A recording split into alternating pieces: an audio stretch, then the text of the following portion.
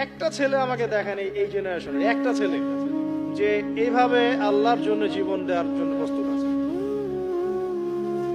দেওয়ার দরকার নেই জীবন, আল্লাহর জন্য জাস্ট 5 ওয়াক্ত নামাজটা পড়ো, আল্লাহর জন্য 5 ওয়াক্ত নামাজ পড়ো, ফজর সহ আল্লাহর জন্য রেগুলার তাহাজ্জুদ করো। জীবন দেওয়া বহুত দূরের কথা, এটা হাইয়েস্ট লেভেল, এটা আমি বলতে চাচ্ছি না। আল্লাহর জন্য কোরআনটা হিফজ করেছে, একটা পড়া হিফজ করেছে, বা অ্যাটলিস্ট আল্লাহর জন্য কোরআন তেলাওয়াত করা শিখেছে, জাস্ট রিসাইট করা শিখেছে।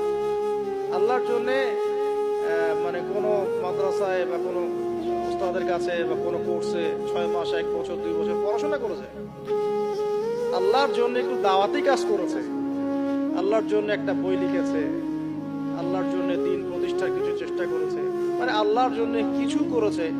এই